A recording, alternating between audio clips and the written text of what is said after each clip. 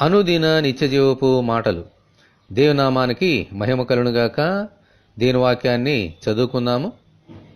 Greece దేహస్థుడని యూదుడని భేదము లేదు, సున్నతి పొందుటే అని సున్నతి పొందకపోటే అని భేదము లేదు, పరదేశి అని సిధేనుడని దాసుడని స్వతంత్రుడని లేదు గాని క్రీస్తే సర్వమును అందరిలో ఉన్నవాడునై ఉన్నాడు. కొలసలకు రాసిన పత్రిక 3వ అధ్యాయము 11వ వచనం. ఏ భేదము లేదు, అందరూ పాపము చేసి దేవుడు అనుగ్రహించు మహిమను పొందలేకపోతున్నారని లేఖనములు తెలియజేసిన ప్రకారము ఏ దేశస్థుడైనా, ఏ భాష మాట్లాడువారైనా, ఏ స్థితిలో ఉన్న అందరూ పాపమునకు బానిసలే. దీనికి అంతము మరణము, అనగా నరకము.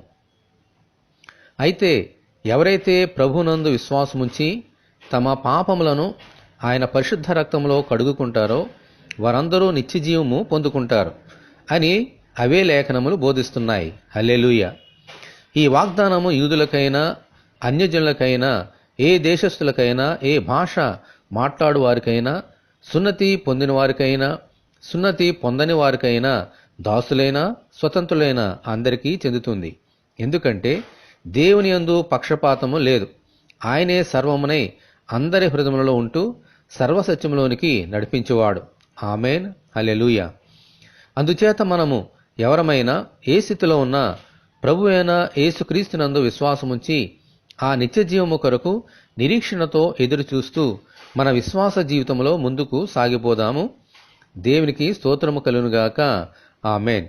ఇటువంటి కృప కొరకు మనమందరము దేవుని ప్రార్థన చేసుకుందాము.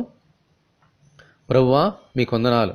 ఈ నూతన నెలలో మమ్మల్ని ప్రవేశపెట్టినందుకు మీకే మహిమ, ఘనత, ప్రభావం చెల్లిస్తున్నాం. మా కొరకు ఏర్పాటు చేసిన నిత్యజీవం అనే స్వాస్థము కొరకు మీకు వందనములు. మీ కనికరము చొప్పున అన్యజనులమైన మేము కూడా మీ కుమారుని యందలి విశ్వాసము ద్వారా నూతనపరచబడి మీ రాజ్యములో ప్రవేశించినట్లు అనుగ్రహించమని, ఈ వాక్యము వింటున్న నీ బిడ్డలందరినీ అలాగున దీవించమని ప్రభువైన యేసుక్రీస్తు ద్వారా ప్రార్థన చేయుచున్నాము తండ్రి. ఆమేన్. ప్రభువైన యేసుక్రీస్తు కృప మనకందరికీ తోడే ఉండి నడిపించునుగాక. ఆమేన్. పరిశుద్ధ దేవుని మందిరం.